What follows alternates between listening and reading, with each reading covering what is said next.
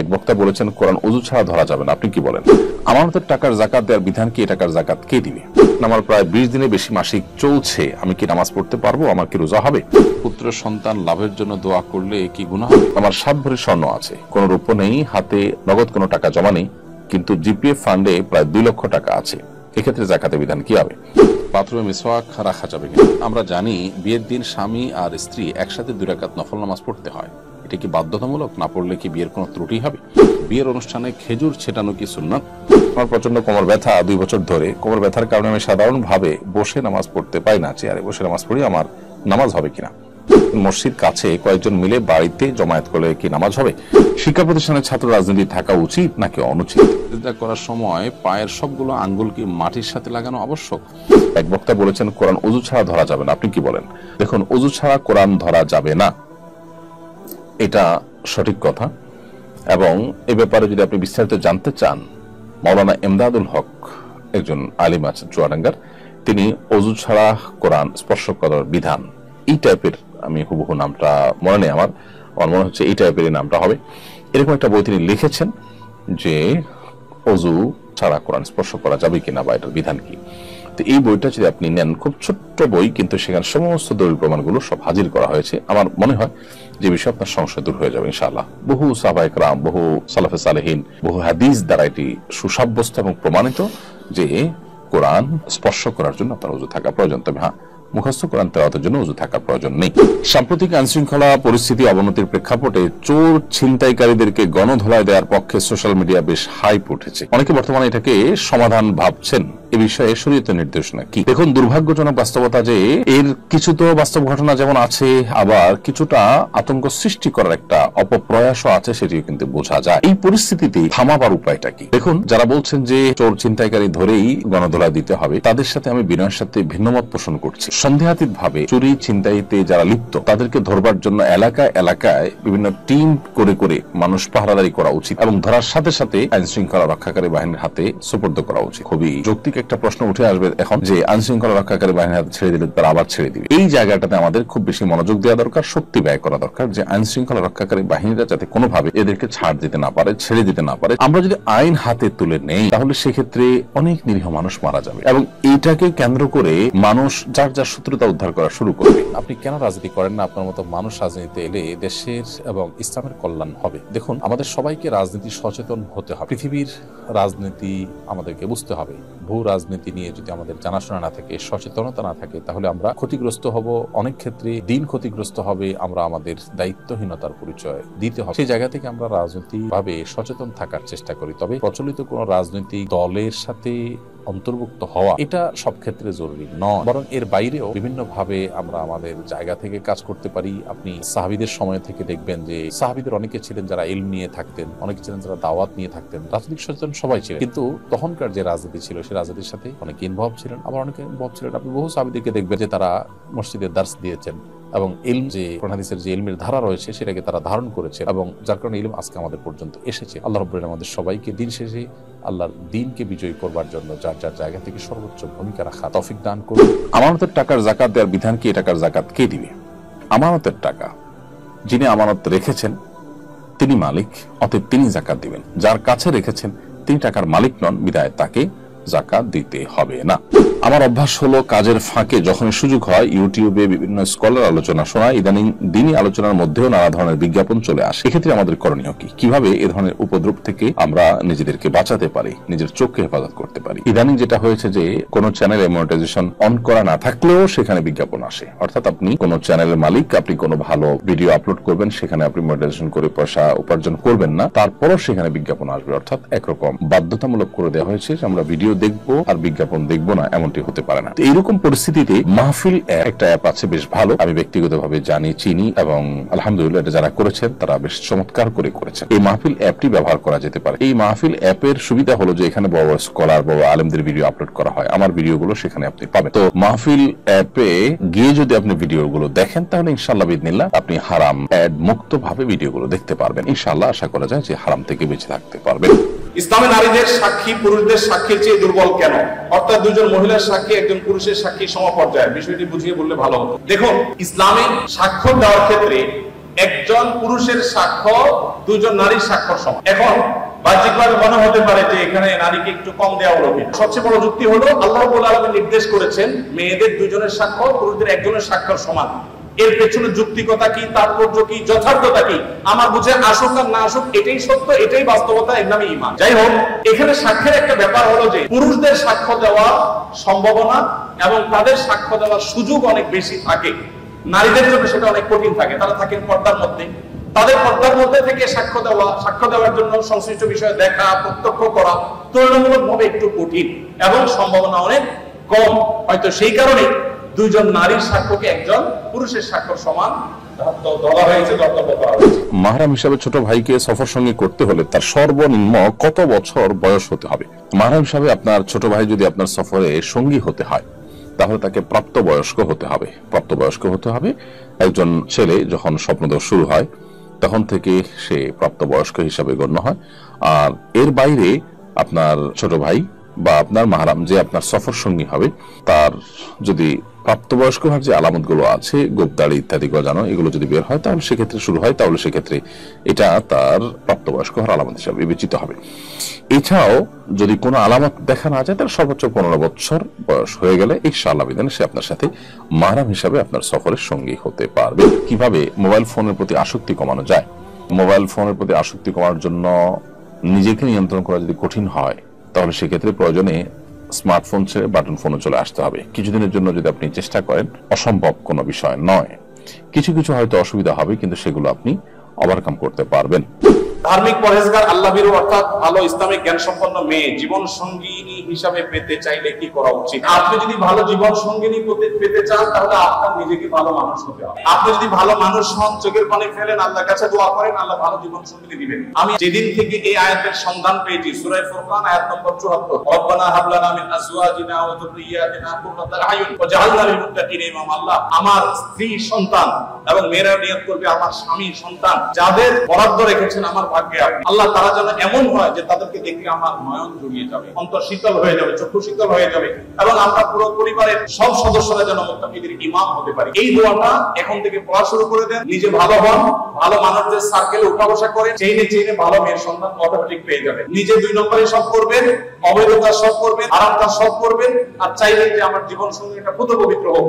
এটা কঠিন, তবে আবার এর মানে এই নয় যে আপনি খারাপ হলে আপনার স্ত্রীও খারাপ হবে, এটা বাধ্যতামূলক নয়। কথিত কবি নবীজির শানে অশালীন শব্দ ব্যবহার করার কারণে তোলপাড় সৃষ্টি হয়েছে। এর জের না কাটতেই আরেকজন যিনি পাঠ্যপুস্তক পরিমার্জন কমিটিতেও আছেন এর চেয়ে জঘন্য উচ্চারণ করেছেন আল্লাহর নাম। এর কারণ কি বলে মনে করেন? এই ধরনের কর্মকাণ্ড প্রতিরোধের উপায় দেখুন। আমাদের এই সমাজে মুসলমানরা উভয় সমস্যার মধ্যে মূলত নিপতিত। এক শ্রেণীর দুষ্ট লোক যারা এদেশের ভালো চায় না, যারা ভিনদেশীদের চর হিসাবে কাজ করে এখানে, তারা মুসলমানদের বিরুদ্ধে বিষোদ্গার করে আল্লাহ এবং তার রাসূল সম্পর্কে নানা সময় নানা কটূক্তি করে মুসলমানদেরকে ইমানি পরীক্ষার মধ্যে ফেলে দেয়। ইমানের দাবি পূরণ করতে গিয়ে মুসলমানরা যখন রিয়াক্ট করতে যায়, কথা বলতে যায়, তখন তারা বিদেশিদের কাছে মুসলমানদেরকে ভিলেন করে দেখাবার চেষ্টা করে। তো এই সমস্ত ক্ষেত্রে খুবই সচেতনতার সাথে কাজ করতে হবে। সেই সাথে সরকারে যারা থাকেন তাদের কর্তব্য হলো এ ধরনের অস্থিতিশীলতা সৃষ্টিকারী যারা আছে তাদেরকে কঠোর হস্তে দমন করা, যাতে করে কেউ মুসলমানদের এ ধরনের অনুভূতি নিয়ে খেলা করার সুযোগ না পায়। সেটা যদি তারা করেন তাহলে সেক্ষেত্রে মুসলমানরা রিয়াক্ট করার প্রয়োজন হয় না এবং সেটাকে নিয়ে তারা বাজেভাবে পৃথিবীর অন্যান্য শক্তিশালী দেশগুলোর কাছে তুলে ধরার মতো স্কোপ তারা পায়। আমার প্রায় 20 দিনের বেশি মাসিক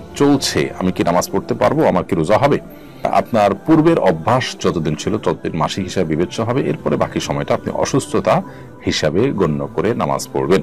ধরুন আপনার 8 দিন হয়ে থাকে বা 9 দিন হয়ে থাকে কিংবা 10 দিন হয়ে থাকে, তাহলে 10 দিনই আপনার হবে, যেটা আগে পূর্বের অভ্যাস আছে। আর যদি অভ্যাস না থাকে, এক এক সময় এক একটা হয় এবং এখন টানা হচ্ছে, তো সর্বোচ্চ 10 দিন আপনার মাসিক হয়, বাকি দিনগুলোতে আপনি নামাজ পড়বেন। পুত্র সন্তান লাভের জন্য দোয়া করলে কি গুনাহ হবে? না, পুত্র সন্তান লাভের জন্য দোয়া করলে গুনাহ হতে যাবে কেন? আপনি আল্লাহর কাছে পুত্র সন্তান চাইতে পারেন, কন্যা সন্তান চাইতে পারেন। তবে আমাদের মাথায় রাখা উচিত যে আমরা সবচেয়ে বেশি আল্লাহর কাছে যে জিনিসটা চাইবো সেটা হলো নেক সন্তান। নেক সন্তান, ভালো সন্তান, পুত্র হোক আর কন্যা হোক, সেটা আমাদের সৌভাগ্যের কারণ হবে দুনিয়া এবং আখিরাতে। সন্তান যদি নেক, সৎ, আল্লাহ ভীরু এবং আমার বাধ্যগত ভালো সন্তান না হয় তাহলে সে সন্তান ছেলে হোক আর মেয়ে হোক সেটা আমাদের দুর্ভোগের কারণ হতে পারে। এ ধরনের নজির আমাদের সামনে অনেক আছে। এজন্য আমাদের আল্লাহ তাআলার কাছে নেক সন্তান চাওয়া। যদি আমরা সন্তান চাইলে সেভাবে চাইবো, পুত্র বা কন্যা আলাদা করে না। আমি যাকে আশা করছি পুত্র হয়ে সে অনেক ভালো হবে, ভালো কাজ করবে, হয়তো আল্লাহর ইলমে ব্যাপারটা সেরকম না। এজন্য বিষয়টাকে আল্লাহর উপরে ছেড়ে দেওয়াটাই হলো উত্তম এবং বেশি। আমার ছোট ভাই প্রতিবন্ধী, সে হাঁটাচলা করতে পারে না, কথা বলতে পারে না। সারাদিন কোলে অথবা শুয়ে থাকে। কিছু মানুষ বলছে ওকে সুন্নতে খাতনা করার জন্য, ও তো অসুস্থ, তার অনেক কষ্ট হবে, করণীয়। সুন্নতে খাতনা করা এটা নবীগণের সুন্নাত এবং আমাদের নবী সাল্লাল্লাহু আলাইহি ওয়াসাল্লামের গুরুত্বপূর্ণ সুন্নাত। সন্দেহাতীতভাবে সুন্নতে খাতনা করার চেষ্টা এটা প্রশংসনীয় এবং এটা করা উচিত। কিন্তু একই সাথে এও মনে রাখতে হবে যে বিষয়টি সুন্নত এবং ফরজ পর্যায়ের নয় বা ওয়াজিব পর্যায়ের নয়। যদিও এই সুন্নতটা অন্য সাধারণ সুন্নতের মতো নয়, বরং এটা শিআরে ইসলাম বা ইসলামের নিদর্শনগুলোর মধ্যে থেকে একটি অতি গুরুত্বপূর্ণ সুন্নাহ। অতএব সাধারণ অবস্থাতে এটি যেমন আমল করা উচিত, কিন্তু কেউ অসুস্থ হলে, অপারগ হলে, কারোর জন্য কষ্টসাধ্য হলে তার জন্য এটি না করার সুযোগ আছে। এখন আপনার যে ছোট ভাই প্রতিবন্ধী বলেছেন, যদি তার জন্য খাতনা করানো কঠিন কষ্টসাধ্য হয় এবং এটা তার জন্য কষ্টকর হয় সীমাহীনভাবে, তাহলে সেক্ষেত্রে এটা না করলে কোনো গুনাহ হবে না ইনশাআল্লাহ। প্রতিবেশীদের অত্যাচার থেকে বাঁচতে কি করা উচিত? প্রতিবেশীদের আপনার প্রতি অত্যাচার করে আপনি অন্তত অত্যাচার করবেন না, নিজে অন্তত মুত্তাকি থাকার চেষ্টা করবেন এবং তাদের অত্যাচার থেকে বাঁচার জন্য অত্যাচারের ধরন অনুযায়ী আমাদেরকে ইনিশিয়েটিভ নিতে হবে এবং অবশ্যই অত্যাচার থেকে প্রতিকার পাওয়ার অধিকার, চাওয়ার অধিকার ইসলাম আমাদেরকে দিয়েছে। আমার 7 ভরি স্বর্ণ আছে, কোনো রূপ নেই, হাতে নগদ কোনো টাকা জমা নেই, কিন্তু জিপিএফ ফান্ডে প্রায় 2 লক্ষ টাকা আছে। এক্ষেত্রে যাকাতের বিধান কি হবে? জিপিএফ ফান্ড যেটা বাধ্যতামূলক কেটে নেওয়া হচ্ছে, যেটা আপনি আসলে পাচ্ছেনই না, বেতন থেকেই রেখে দেওয়া হচ্ছে, আপনি এখনো বুঝেই পান নাই, সেটা যাকাত আপনাকে দিতে হবে না যতদিন পর্যন্ত আপনি এটা বুঝে না পান। আর যেটা আপনি যে কোনো সময় ভাঙতে পারেন, চাইলে নিতে পারেন, এরকম যদি হয় তাহলে সেটার যাকাত আপনাকে দিয়ে যেতে হবে। সম্প্রতি আপনাদের নেতৃত্বে মার্চ ফর গাজা অনুষ্ঠিত হলো, এছাড়া কি আমাদের আর কিছুই করার নেই? মার্চ ফর গাজা আলহামদুলিল্লাহ একটি সফল প্রোগ্রাম ছিল আল্লাহ তাআলার অশেষ অনুগ্রহে। বিশেষ করে এটি সারা বাংলাদেশের সকল চিন্তা, সকল মত পথের মানুষ একযোগে দাঁড়িয়ে কাঁধে কাঁধ মিলিয়ে গাজাবাসী বা ফিলিস্তিনবাসীর পাশে তারা যে আছে সহমর্মিতা প্রকাশ করছে, এটাকে জানান দেওয়া এবং অভিশপ্তদের বিরুদ্ধে বাংলাদেশের মানুষ যে ঐক্যবদ্ধ সেই বার্তা দেওয়া, এটি ছিল উদ্দেশ্য। আলহামদুলিল্লাহ সেই উদ্দেশ্যের অনেকখানি সফল হয়েছে। দেশে বিদেশে বিভিন্ন মিডিয়াতে ব্যাপকভাবে প্রচার উঠে এসেছে। এর বাইরেও আমাদের খুব শক্তিশালী ইহুদি পণ্যগুলো বয়কট করার ব্যাপারে আমাদের জোরদার ভূমিকা রাখা উচিত এবং এই মার্চ ফর গাজায় যে ঘোষণাপত্র দেওয়া হয়েছে সেখানে যে পয়েন্টগুলো রয়েছে সেই পয়েন্টগুলোর উপর আমরা আমল করব। বিশেষ করে নিজেদের প্রতি যে অঙ্গীকার, সেই অঙ্গীকারগুলো আমরা পূরণ করার চেষ্টা করবো ইনশাআল্লাহ। এবং অন্যান্য যে দাবি দাওয়াগুলো আছে আমাদের দেশের সরকারের প্রতি, আন্তর্জাতিক মহলের প্রতি, মুসলিম রাষ্ট্র এবং ওআইসি সহ বিভিন্ন প্রতিষ্ঠানের প্রতি, এগুলোর প্রত্যেকটাকে আমাদের বিশেষভাবে গুরুত্বের সাথে বাস্তবায়নের জন্য যার যার জায়গা থেকে চেষ্টা অব্যাহত রাখতে হবে। বরকতময় রিজিকের জন্য একটি অব্যর্থ আমল বলে দিন খুব সমস্যায় আছে, একটা হলো তাকওয়া অর্জন করা। আল্লাহ তাআলা বলেছেন যে ওয়ালাউ আন্না আহলাল কুরআন আমানু ওয়াত্তাকাউ লাফাতাহনা আলাইহিম বারাকাতিম মিনাস সামা। কোন জনপদের মানুষরা যদি তাকওয়া অবলম্বন করে, আল্লাহ ভীরুতা অবলম্বন করে, তাহলে সেক্ষেত্রে আল্লাহ বলেছেন আসমান থেকে তাদের জন্য বরকতের দুয়ার সমূহকে ওপেন করে দিবেন। ইস্তিগফার করলে আল্লাহ তাআলা রিজিক বাড়িয়ে দেন, আত্মীয়তার সাথে সম্পর্ক ভালো রাখলে আল্লাহ তাআলা রিজিক বাড়িয়ে দেন। রিজিক বাড়ানোর আরো যে সমস্ত আমলগুলো রয়েছে কোরআন হাদিসে, সেগুলো আমরা বিশেষ করার চেষ্টা করবো। আল্লাহ তাআলা আমাদেরকে তৌফিক দান করুন। বাথরুমে মিসওয়াক রাখা যাবে কিনা? কোনো অসুবিধা নেই, তবে যদি মনে হয় যে সেখানে দুর্গন্ধ বা নোংরা পরিবেশ, তাহলে সেক্ষেত্রে আপনি বাইরে রাখলেন, পকেটে রাখলেন, অন্য কোথাও রাখলেন, তবে সেখানে রাখলে গুনাহ হবে না। বান্দার হক থেকে মাপ পাওয়ার উপায় কি? বান্দার হক থেকে মাপ পাওয়ার উপায় হলো বান্দার কাছে মাপ চাওয়া অথবা বান্দার প্রাপ্যটা তার কাছে ফেরত দিয়ে দেওয়া, এ দুটি। এর বাইরে আসলে বান্দার হক থেকে মাপ পাওয়া কঠিন। বিশেষ করে যখন আর্থিক অধিকার হবে তখন সেটা ফেরত দেওয়া এবং পাশাপাশি আল্লাহর কাছে মাপ চাওয়া।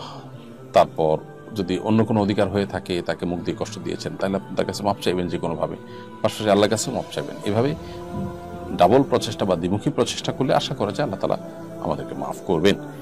আমার বাবা কোনোভাবে আমাদের ভাই বোনদের বিয়ে দিতে চান না, কোনোভাবে বোঝাতে পারছি না, আমার মা নেই, বাবাকে কঠোরভাবে কিছু বলতে পারছি না, করণীয় কি? প্রয়োজনে আপনি অভিভাবক হিসাবে যারা আছেন অন্যরা, তাদের দিয়ে বাবাকে বোঝান। আলেম ওলামারা যারা আছেন ইমাম সাহেব মসজিদে, তাদের মাধ্যমে বোঝাতে চেষ্টা করতে পারেন। বিশেষ করে সমাজের মান্যগণ্য ব্যক্তিবর্গ যাদের কথা তিনি শুনবেন, সেই সমস্ত ব্যক্তিদের তাদের বোঝাতে পারেন। এরপর যদি না বুঝেন, এদিকে বিয়ে না করলে আপনার ইমান এবং চরিত্রের হেফাজত করা কঠিন হবে, এরকম হয়, তাহলে সেক্ষেত্রে সমাজে অন্য কোনো দিনদার মানুষকে বা নিকটাত্মীয় কাউকে অভিভাবক বানিয়ে আপনি বিবাহ বন্ধনের উদ্যোগ নিতে পারেন। বাবা মা যদি অযৌক্তিক কারণে সন্তানদের বিবাহ বিলম্ব করে তাদের চরিত্র নষ্ট হওয়ার দিকে তাদেরকে ঠেলে দেয়, অবশ্যই সেই কাজে তাদের আনুগত্য করাটা সন্তানের জন্য জরুরি নয়, বরং বিনয়ের সাথে তারা তাদের প্রতি অপারগতা প্রকাশ করে নিজেরা তাদের চরিত্র হেফাজতের জন্য উদ্যোগী হবে। আমরা জানি বিয়ের দিন স্বামী আর স্ত্রী একসাথে 2 রাকাত নফল নামাজ পড়তে হয়। এটা কি বাধ্যতামূলক? না পড়লে কি বিয়ের কোনো ত্রুটি হবে? বিয়ের দিন বাসর রাতে স্বামী স্ত্রী দুজনে মিলে 2 রাকাত সালাত আদায় করবেন। এটি বিভিন্ন সাহাবীদের আমল থেকে পাওয়া যায়, নবী করিম সাল্লাল্লাহু আলাইহি সাল্লাম থেকে বর্ণিত কোনো হাদিসের আলোকে পাওয়া যায় না। সাহাবীদের আমল থেকে এটি পাওয়া যায় বলে অনেক উলামা একরাম এটিকে মুস্তাহাব বলেছেন।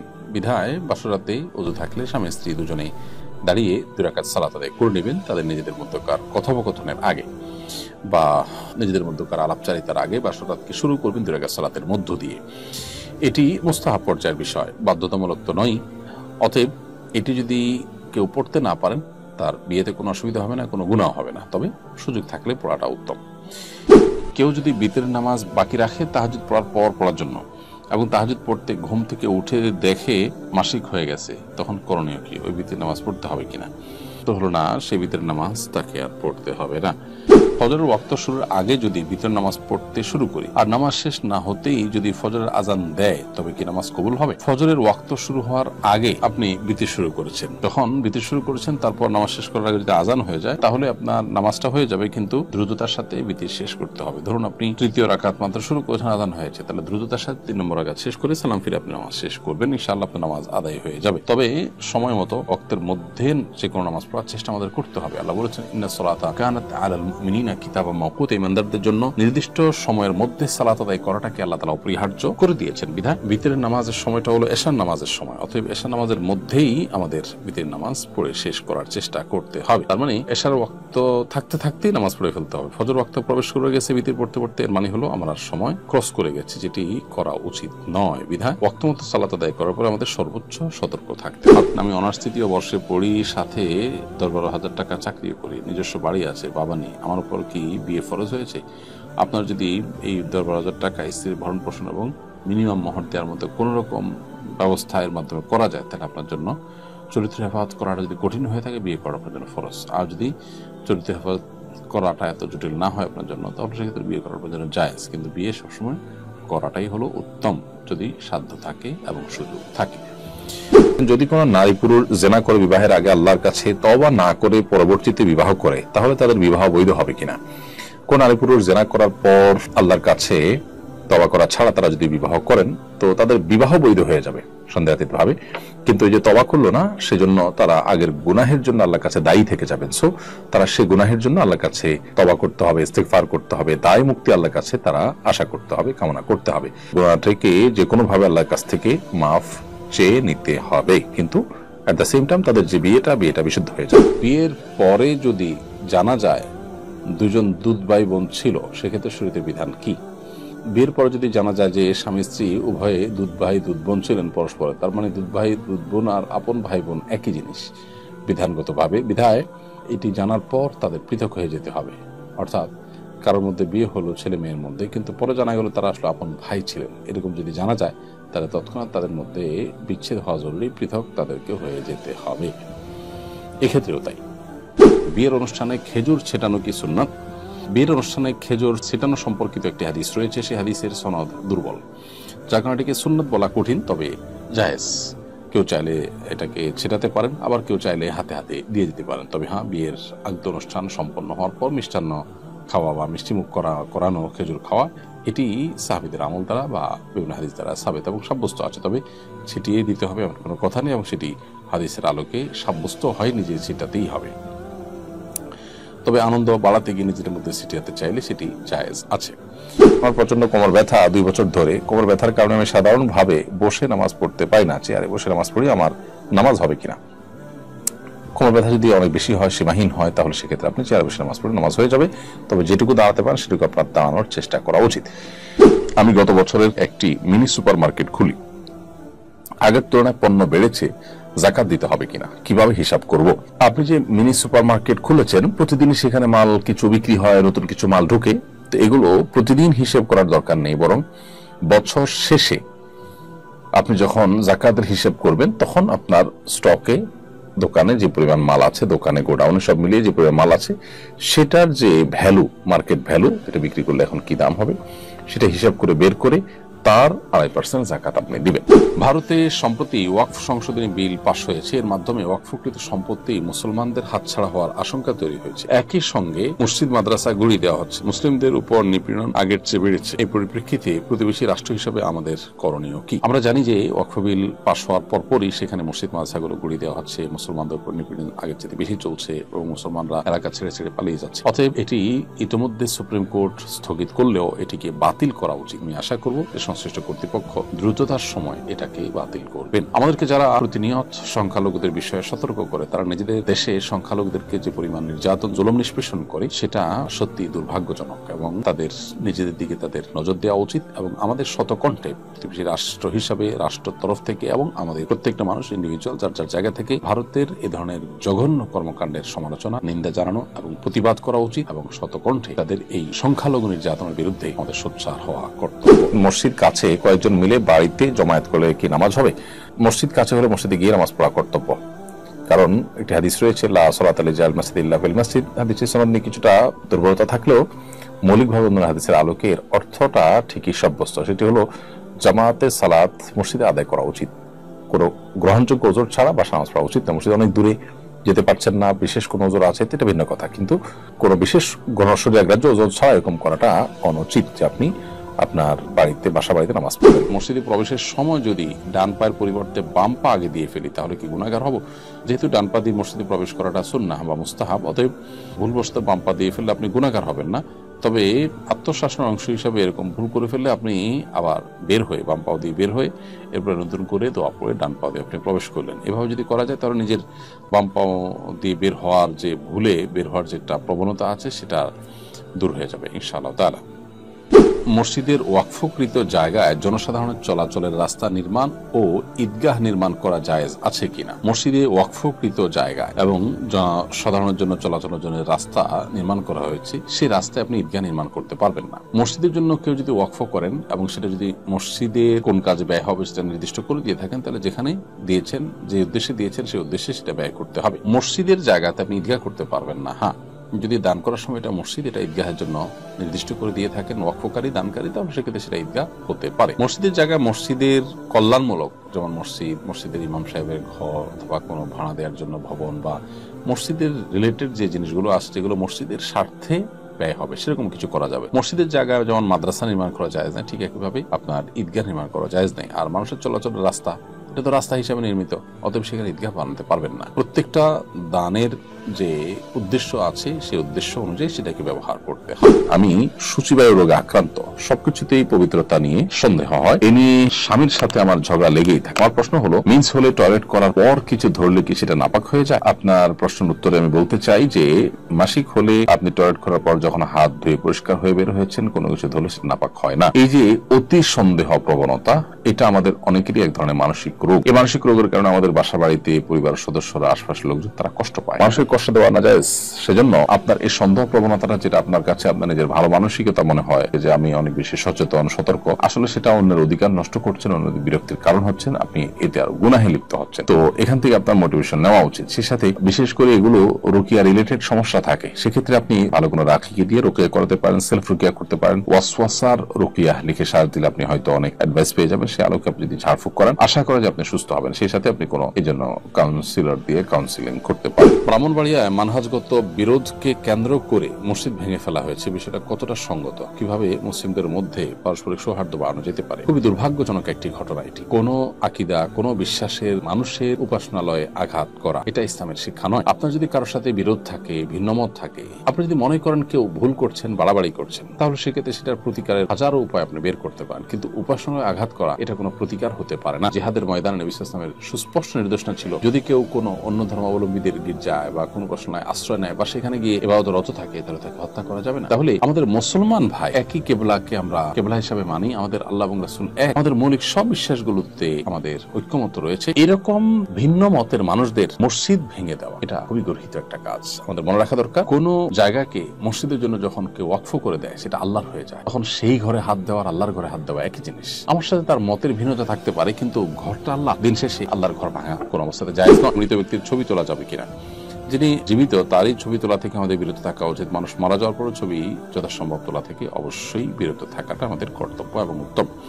এরপরও যদি কেউ ছবি তুলে ফেলেন, সেটা প্রিন্ট না করে শুধু ফটোগ্রাফিক ছবি হিসেবে যদি থাকতে পারে, কিন্তু মানুষ মারা যাওয়ার পর চেহারার মধ্যে বিকৃতি অনেক সময় ঘটে, এজন্য যথাসম্ভব এগুলো অ্যাভয়েড করাটাই উচিত। আর যদি কেউ তুলে ফেলেন, সেটা প্রিন্ট না করে পড়ে থাকলো, সেটা হয়তো হারাম হবে না। ফটোগ্রাফিক ছবি জায়েজ, যে মত আছে সে মতের আলোকে, তারপরেও তাকওয়ার দাবি হবে উত্তোলন করা থেকে বিরত থাকা। এরকম অবস্থায় মৃত ব্যক্তির জন্য কিভাবে দোয়া করব? কোনো খতম বা এই ধরনের কিছু করা জায়েজ আছে কিনা? মৃত ব্যক্তির জন্য আমরা দোয়া করতে চাই, আমাদের মৃত মা বাবা তাদের পক্ষ থেকে, আমাদের প্রিয়জনদের পক্ষ থেকে কিছু করার তাগাদ আমরা অনুভব করি। এক্ষেত্রে দোয়ার ক্ষেত্রে যেটি হবে যে আমরা নিজেরা আল্লাহর কাছে তাদের হয়ে তাদের জন্য মাগফিরাত কামনা করব, দুহাত তুলে দোয়া করব, চোখের পানি ফেলবো, অন্যদেরকে দিয়ে দোয়া করাবো বা অন্যদের কাছে দোয়া চাইবো তাদের জন্য, এটি হতে পারে। দ্বিতীয়ত, তাদের তরফ থেকে আমরা দান সাদাকা করব। মৃত ব্যক্তির জন্য যে সমস্ত বিষয়গুলো করা যায়, তাদের পক্ষ থেকে উমরা করা যায়, হজ করা যায়, দান সাদাকা করা যায়, কোন ব্যক্তিকে খাদ্য দেওয়া যায়, আল্লাহর কাছে দোয়া করা যায়। অনেক আমাদের মতে আপনি কোরআন কারীমের তেলাওয়াত পড়ে যদি বলেন যে আল্লাহ এর সবটা আমি তাকে দিতে চাই, সেটা অনেকের মতে দেওয়া যায়। এই যে ব্যাপারগুলো যেগুলো মৃত ব্যক্তির তরফ থেকে করা যায়, সেগুলো আপনি করবেন। এর বাইরে খতম করার একটা প্রচলন আমাদের সমাজে আছে যে রমজান উপলক্ষে আমাদের মৃত ব্যক্তির তরফ থেকে খতম করে। আসলে লোকজন ভাড়া এনে টাকা পয়সা দিয়ে খতম করালে সব তো হবেই না, বরং গুনাহ হবে। কারণ খতম কোরআন কারীম তেলাওয়াত পড়ে শেষ করা বা তেলাওয়াত করা এটা ইবাদত, এটার বিনিময় দেওয়া এবং নেওয়া জায়েজ নাই, বিধায় এটা চলবে না। আমার স্বামী মারা যাওয়ার আগে নামাজ পড়তে চেয়েছিলেন, তিনি সিসিউতে ছিলেন, আমি নামাজ পড়াতে পারিনি, আমি কি গুনাহগার হব? বনলিয়া আক্তার, আপনার স্বামী মৃত্যুর আগে যে নামাজ পড়তে চেয়েছেন, যেহেতু তিনি সিসিউতে ছিলেন, নামাজ পড়াবার মতো কোনো পরিবেশ পরিস্থিতি হয়তো ছিল না, সেটাই যদি হয়ে থাকে তাহলে আপনার এখানে কোনো দায় নেই। তবে অনেক সময় দেখা যায় আমাদের পেশেন্টদেরকে আমরা একটু কষ্ট করলে তাদেরকে সালাত আদায় করতে পারি। তাদের শরীরের বিভিন্ন জায়গায় সুই ফোড়ানো, বিভিন্ন রকমের তার ইত্যাদি লাগানো, পাইপ ইত্যাদি লাগানো, এরকম অবস্থাতেও তাদেরকে কিন্তু আমরা টেস্ট করার জন্য স্থানান্তর করি, মুভ করাই। নামাজের জন্য আমরা এটুকুন কষ্ট করতে অনেক সময় রাজি না। সেটা যদি হয়ে থাকে তাহলে সেটা তো অবশ্যই ভুল। কিন্তু আপনি যেটুকু বলেছেন তাতে যা বোঝাতে চেয়েছেন যে সিসিউতির নামাজ পড়ার মতো কোনো অবস্থাতে ছিলেন না, হয়তো সেন্সলেস ছিলেন বা কিছু, তাও সেক্ষেত্রে আপনার কোনো দায় সেখানে নেই ইনশাআল্লাহ তাআলা। মেয়ের বিয়ে পাকা হওয়ার পর হবু জামাইয়ের সঙ্গে শাশুড়ি পালিয়েছেন, এই দুইজন যদি বিয়ে করতে চান শরিয়া মোতাবেক বিয়ে হবে কিনা? বিয়ে পাকাপাকি হয়েছে কিন্তু আগদ হয়নি, এমত অবস্থায় বিয়ে হয়নি। এই যেহেতু হয়নি, অতএব যে মেয়েকে বিয়ে করার কথা ছিল তার মা, তিনি যদি স্বামী পরিত্যক্তা হয়ে থাকেন, তার স্বামী মারা যান অথবা তালাকপ্রাপ্ত হন, তিনি ইদ্যত পার হয়ে থাকে, তাহলে সেক্ষেত্রে তিনি এই ছেলের সাথে বিয়ে করতে কোনো অসুবিধা নেই। শরীর দৃষ্টিকোণ থেকে এটা শাশুড়ি সাব্যস্তই হয়নি এখনো, যদি বিয়ে এখনো হয়। আর যদি বিয়ে হয়ে থাকে, আগদ হয়ে থাকে, তাহলে সেক্ষেত্রে উঠাউঠি হয় নাই, অন্যান্য প্রসিডিউর হয়নি, আগদটা হয়ে গেছে, এরকম যদি হয় তাহলে সেক্ষেত্রে এই ভদ্র মহিলা এই লোকটার শাশুড়ি হিসেবে বিবেচিত হয়ে গেছে এবং কিয়ামত পর্যন্ত তার সাথে আর বিবাহ বন্ধনে আবদ্ধ হওয়া জায়েজ হবে না। এজন্য মূল বিধান হলো আগদ না হয়ে থাকলে এটি জায়েজ, কিন্তু এই যে অনাকাঙ্ক্ষিত এবং অনভিপ্রেত ঘটনা ঘটে, এর অন্যতম বড় কারণ হলো পর্দাহীনতা। আমরা যখন চোখের পর্দা বা পর্দাহীনতা এটার ব্যাপারে আমরা দায়িত্বশীল আচরণ করব না, বরং আল্লাহর বিধান থেকে আমরা সরে যাব, তখন আসলে অনেক অনাচার ঘটবে। স্বামী যদি মোহরের টাকা না দিয়ে স্ত্রীকে দিয়ে সই করিয়ে নেয় যে মোহর বুঝে পেয়েছে, এটি কি স্বামী ঋণ মুক্ত হয়ে যাবে? স্বামী যদি মোহরের টাকা স্ত্রীকে না দিয়েই সই নেয়, এই সই নেওয়াটা জোরপূর্বক হতে পারে, প্রতারণা করে হতে পারে, এরকম যদি কোনোভাবে সই নেয় তাহলে এতে স্বামী দায়মুক্ত হবেন না। কেন দায়মুক্ত হবেন না? কারণ হলো এই সই নেওয়াটা তো সন্তুষ্ট চিত্তে নয়। স্ত্রী যদি তিনি সন্তুষ্ট চিত্তে জেনে শুনে ঠান্ডা মাথায় স্বামীর এই পাওনাকে এটা মাফ করে দেন, যদি বলেন যে মোহরের বাকি টাকা আমাকে দিতে হবে না, কিছু টাকা আমি পেলাম, বাকিটা ছেড়ে দিলাম, তো আল্লাহ তাআলা বলেছেন ফাকুলু হানিআম মারিয়া। তাহলে মেয়েরা যদি কিছু নিজে থেকে খুশি হয়ে ছেড়ে দেয়, তাহলে সেটা ছেলেরা অর্থাৎ স্বামীরা সেটা ভোগ করতে পারবেন। কিন্তু কোন কৌশলে জবরদস্তি করে কিংবা কোন প্রকার ছল ছাতুরি করে যদি তাদের কাছে স্বাক্ষর নেওয়া হয়, তাহলে অবশ্যই আপনি দায়মুক্ত হবেন না। আমার উপরে যাকাত ওয়াজিব হয়েছে কিনা, কিভাবে নিশ্চিত হবে যাকাত হিসাব করার পদ্ধতি জানতে চাই। আসুন্নাহ ফাউন্ডেশন ওয়েবসাইটে যাকাত ক্যালকুলেটর আছে, আপনি www.asunnahfoundation.org সেখানে গেলে যাকাত ক্যালকুলেটর পাবেন। আপনি সেই ক্যালকুলেটরে ক্লিক করে আপনার সহায় সম্পত্তির বিবরণ দিয়ে আপনি নিজেই আপনার যাকাতের হিসাব বের করতে পারবেন। আশা করছি যে এটা আপনার জন্য সহায়ক হবে। এছাড়া যদি আপনার জাকাত বিষয় সুনির্দিষ্ট কোনো প্রশ্ন থাকে তাহলে আমাদের অফিসে আসুন্নাহ ফাউন্ডেশনের অফিস টাইমে ফোন দিলে ইনশাআল্লাহ উলামায়ে কেরাম আপনাকে উত্তর দিবেন। পত্রিকায় এসেছে বিগত সরকার নির্মিত মসজিদ নির্মাণে অঢেল দুর্নীতি হয়েছে। যে মসজিদ নির্মাণে আর্থিক দুর্নীতি হয়েছে সে মসজিদে নামাজ পড়া যাবে কিনা। কোন মসজিদ নির্মাণে এর নির্মাণ সংশ্লিষ্ট ব্যক্তিবর্গ যদি কোনো দুর্নীতি বা অপরাধ করে থাকেন তাহলে ইনশাআল্লাহ বিইذনিল্লাহ মুসল্লিদের নামাজে কোনো অসুবিধা হবে না। কারণ আল্লাহ সুবহানাহু ওয়া তাআলা কোরআনে কারীমে একাধিক জায়গায় আমাদেরকে এই বিষয়ে জানিয়েছেন যে আল্লাহ তাযরু ওয়াসিরাতুন বিজরা উখরা, কেউ কারোর পাপের বোঝা বহন করবে না। অতএব আমরা অন্য কেউ মসজিদ তৈরি করতে গিয়ে দুর্নীতি করেছে, অন্যায় করেছে, এরকম কোন বিষয় আশয় সেটার দায়ভার আমাদের উপর আসবে না। হ্যাঁ, কোন অন্যের জায়গা জবরদখল করে কারোর জায়গায় অন্যায়ভাবে মসজিদ নির্মাণ করলে সেই জায়গায় নামাজ হবে কিনা এটা নিয়ে ওলামাদের মধ্যে দুইটা মত আছে। এক্ষেত্রে বিশুদ্ধ মত হলো নামাজ হয়ে যাবে, তবে বিকল্প থাকলে সেই মসজিদে যাওয়া উচিত না। বাট মসজিদের জায়গা নিয়ে সমস্যা নাই, নির্মাণ হয়েছে যে টাকা সেটা নিয়েও সমস্যা নাই। বাকি নির্মাণ করতে গিয়ে তসরুফ হয়েছে, নির্মাণকারীদের কেউ বা সংশ্লিষ্ট কেউ কোনো প্রকার দুর্নীতি করেছেন, এর দায় মুসল্লিদের উপর আসবে না ইনশাআল্লাহ তাআলা। মুসলমানদের নিকাহ, তালাক, মিরাস ইত্যাদির ফয়সালা করার জন্য শরিয়া কোর্টের দাবি উঠেছে। এই দাবির সঙ্গে আপনি একমত কিনা? এটা বাস্তবায়ন পদ্ধতি কি হতে পারে? চমৎকার একটা দাবি, সন্দেহের সাথে আমরা একমত। এটা বাস্তবায়নের জন্য পাকিস্তান সহ পৃথিবীর যে সমস্ত দেশের শরিয়া আদালত রয়েছে সেগুলোর শরণাপন্ন হওয়া যেতে পারে। মুসলমানদের একান্ত যে বিষয় সেগুলো আছে সেগুলো শরিয়ার আলোকে মিটমাট হওয়াটাই হলো বাঞ্ছনীয় এবং যথাযথ। বিধায় সেই চেষ্টা সংশ্লিষ্ট কর্তৃপক্ষ করতে পারেন। এক্ষেত্রে পৃথিবীর অন্যান্য দেশে যে নজির আছে, যে দৃষ্টান্ত আছে, যে প্র্যাকটিস আছে, সেখান থেকে আমরা উদাহরণ নিতে পারি এবং সেখান থেকে ধারণা আমরা নিতে পারি। সন্দেহাতীতভাবে এতে আপনি যাদেরকে শাসন করছেন তাদের চাওয়া অনুযায়ী তাদেরকে শাসন করলেন, ব্যাপারটা জন আকাঙ্ক্ষার প্রতিফলন হিসাবেই দেখা যায়। যার কারণে এ ব্যাপারে সরকার পজিটিভ চিন্তা করতে পারেন বা করা উচিত। শহীদ মিনার বা কোনো স্মৃতিস্তম্ভে মোমবাতি প্রজ্বলন সম্পর্কে ইসলাম কি বলে, এই বিষয়ে জানাবেন দয়া করে। শহীদ মিনার বা কোনো স্মৃতিস্তম্ভে মোমবাতি প্রজ্বলন ইসলাম শরিয়ার দৃষ্টিকোণ থেকে প্রশংসনীয় কোনো বিষয় নয়। দেশের প্রতি ভালোবাসা, মাতৃভূমির প্রতি ভালোবাসা, মাতৃভূমি, দেশ এবং মাজলুম মানুষের রক্ষার জন্য যারা জীবন বাজি রেখেছেন তাদের প্রতি শ্রদ্ধা করবার কথাও ইসলাম আমাদেরকে বলে। কিন্তু সেই শ্রদ্ধা, ভালোবাসা প্রকাশের যে প্রক্রিয়া সেটা যেন যথাযথ হয়, শরিয়া সিদ্ধ হয়, সেটাই শরিয়া বলে। এমন কোন কাজ যে কাজের আসলে বৈজ্ঞানিক কোনো ভিত্তি নাই, ধর্মীয় কোনো ভিত্তি নেই, সেটা কোনো অবস্থাতে আসলে গ্রহণযোগ্য হতে পারে না। ধরুন কিছু মানুষ মারা গেছে, তাদেরকে স্মরণ করে আমরা একটা শহীদ মিনার তৈরি করলাম। সেই শহীদ মিনারে আমরা যদি মোমবাতি দেই, হাজার হাজার টাকা, লাখ লাখ টাকা খরচ করে ফুল রাখি, তাতে মৃত মানুষদের কোনো উপকারে আসবে না। এটি না বৈজ্ঞানিক ভাবে তার কোনো উপকার আসার কোনো সুযোগ আছে, না ধর্মীয় দৃষ্টিকোণ থেকে উপকার আসার সুযোগ আছে, বরং কোনো কোনো ক্ষেত্রে এটা শিরকের সাথে সাদৃশ্যপূর্ণ। এই টাকা দিয়ে যদি আমি গরিব দুঃখীদেরকে দান করি আর তাদের জন্য সওয়াবের নিয়ত করি যে তাদের তরফ থেকে দান করছি, তাহলে ধর্মীয় দৃষ্টিকোণ থেকে তারা আল্লাহর কাছে সওয়াব পাবেন ইনশাআল্লাহ। শিক্ষা প্রতিষ্ঠানের ছাত্র রাজনীতি থাকা উচিত নাকি অনুচিত, এ নিয়ে বিতর্ক হচ্ছে।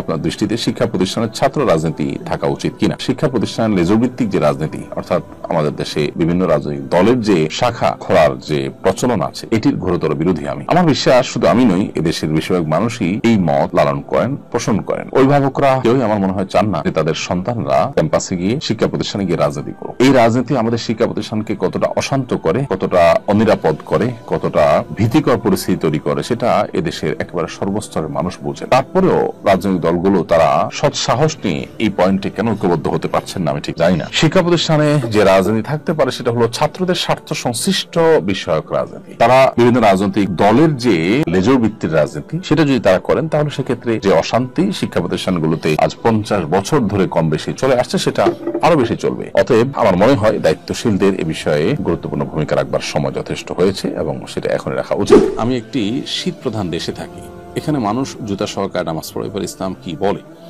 জুতা যদি পবিত্র হয় তাহলে সেক্ষেত্রে সে জুতা নিয়ে নামাজ পড়তে কোনো অসুবিধা নেই। নবী করিম সাল্লাল্লাহু আলাইহি ওয়াসাল্লাম নিজে সালাত আদায় করেছেন, তার পায়ে জুতা ছিল এবং জুতা পবিত্র ছিল, এরকম বিভিন্ন হাদিস দ্বারা প্রমাণিত রয়েছে। অতএব জুতা যদি মোটামুটি সফট থাকে, যেটা নিয়ে উপস্থিত বৈঠক আপনি সবকিছু করতে পারেন, সেটা যদি পবিত্র হয় সেই জুতা পড়তে কোনো অসুবিধা নেই। তবে হ্যাঁ, যে জুতা পরে নামাজ পড়তে গেলে আপনার বৈঠক করতে পারবেন না, রুকুসিজদা করতে পারবেন না ঠিক মতো, সেটা আপনি পড়বেন না। অবশ্যই আপনার রুকুসিজদা যেন ঠিক মতো করতে পারেন সেটাকে এনশিওর করে জুতা পবিত্র হলে সেটা নিয়ে নামাজ আদায় করতে পারবেন। তবে আপনাকে উযু অবস্থায় থাকতে হবে অবশ্যই, অর্থাৎ উযু করে তারপর জুতা পরিধান করেছেন, অথবা উযু করে তারপরে মোজা পরে যথাযথ নিয়মে তারপরে আপনি পবিত্রতা অর্জন করে জুতা পরেছেন, তাহলে ওই জুতা সহ নামাজ পড়তে কোনো অসুবিধা নেই।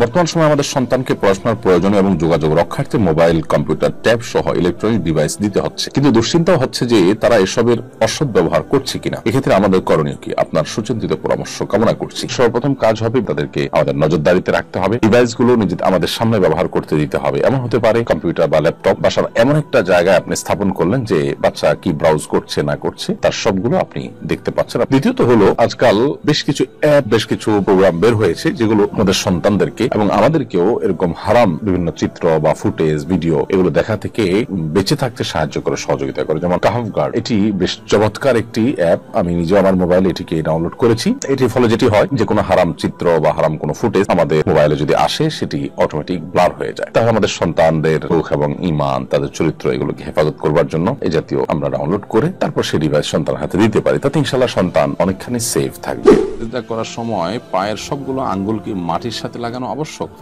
জি হ্যাঁ, নবী সাল্লাল্লাহু আলাইহি ওয়াসাল্লাম বলেছেন, উমিরতু আন আসজুদা আলা সাবআতি আযমিন, 7টি আঙ্গুলের উপরে সিজদা করতে আমাকে নির্দেশ করা হয়েছে। তার মধ্যে একটা হলো যে কপাল, আর নাক, আর একটা হলো 2 হাত, আর 2 হাঁটু, আর একটা হলো 2 পায়ের আঙ্গুলগুলো। এই জন্য এগুলোর উপরে সিজদা করতে হবে। যদি অল্প সময়ের জন্য উঠে গেছে সামান্য, আবার নেমে গেছে, তাহলে সেক্ষেত্রে নামাজ হয়ে যাবে ইনশাআল্লাহ। যদি একবারও আপনি আঙ্গুল ফ্লোরে টাচ না করে থাকেন তাহলে আপনার সিজদা হয়নি। আমি একজন জাস্ট মাদ্রাসা ব্যাকগ্রাউন্ডের একজন হুজুর মানুষ। আমি যখন সুযোগ পেয়েছি সৌদি আরবে, সেখানকার ইসলামিক অ্যাফেয়ার্স মন্ত্রণালয়ের অধীনে বাংলাদেশি প্রবাসী যারা আছে তাদের দাম্মামের একটা অঞ্চলে তাদের ধর্মীয় টিচার হিসাবে, দায়ী হিসাবে যখন আমি সুযোগ পেয়েছি, সেখানে যেহেতু সরকার অনুমোদিত প্রতিষ্ঠান, সরকার নিয়ন্ত্রিত প্রতিষ্ঠান, সরকারি প্রতিষ্ঠানের মতোই সকল সুযোগ সুবিধা যেখানে আছে, আর অফিসিয়াল হুজুর যেহেতু সেখানে আমি, যারা সরকারি অনুমোদিত তাদের বাইরে কেউ ওয়াজ করতে পারে না। অতএব আমার যে দায়িত্বে আমি ছিলাম, এই এলাকাতে যত মসজিদ আছে, যত হাজার হাজার লাখো বাংলাদেশি আছে, সেখানে অফিসিয়াল হুজুর একমাত্র আমি একা। তো যার কারণে সমস্ত বাংলাদেশিদের ভক্তি, ভালোবাসা, হাদিয়া, তোফা সবকিছু আমার জন্য বরাদ্দ ছিল। এভাবে তো 10টা বছর কাটিয়ে দিলাম। চাইলে পুরো জীবন কাটিয়ে দিতে পারি, লাক্সারিয়াস লাইফ লিড করতে পারি, সরকারি গাড়ি বাড়ি সবকিছু আছে, কোনো অভাবনটা। কিন্তু আমার কাছে মনে হলো না, আমার দেশের মানুষের প্রতি আমার দায়বদ্ধতা আছে, আমি দেশে ফিরে যাই। তো আমি ফিরে আসলাম দেশে। দেশে এসে অনেক কষ্ট করেছি, অনেক স্ট্রাগল করেছি, সংসার চালাতে অনেক কষ্ট হয়েছে। দেশের প্রতি অভিমান, সমাজের প্রতি অভিমান আপনার থাকতেই পারে, কিন্তু সেজন্য আপনার এই যে দায়, সে দায় পরিশোধের মানসিকতা থাকা উচিত। স্ত্রী কি স্বামীকে যাকাত দিতে পারবে কিনা? স্ত্রী তার স্বামীকে যাকাত দিতে পারবে না ফুকাহ হানাফির মতে, কারণ স্বামীকে যাকাত দিলে দিন শেষে তার কাছে ফিরে আসবে। কিন্তু যদি স্বামী নিঃস্ব হন, অভাবী হন, যেহেতু স্বামীর ভরণ পোষণ দেয়া স্ত্রীর কর্তব্য নয়, সেই জায়গা থেকে স্ত্রী স্বামীকে যাকাত দিতে পারবেন। বিষয়টা নিয়ে আরেকটু খোলাসা করে আলাদা কোনো স্বতন্ত্র ক্লিপ আমরা দেখি ইনশাআল্লাহ পড়ার চেষ্টা করব।